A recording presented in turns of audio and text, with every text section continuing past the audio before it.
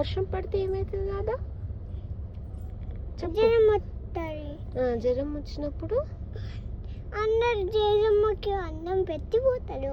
అందరు జేజమ్మకి అన్నం పెట్టిపోతారా? ఎట్లా పెడతారు? ఇక తల మీద కుండ పెట్టిపోతారు. కుండ పెట్టుకొని జేజమ్మ దగ్గరకు వస్తారా? అట్లా ఎవ్రీ ఇయర్ చేస్తారా?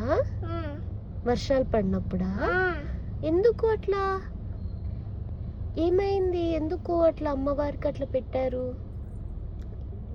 చిన్నప్పుడు ఏమైంది? కొంతమందికి చచ్చిపోయినారు. అవునా? అందుకని మొక్కుకున్నారా? అట్లా మొక్కుకుంటే జ్వరాలన్నీ తగ్గిపోయినాయా? అందుకని ఎవ్రీ ఇయర్ ప్రతి సంవత్సరం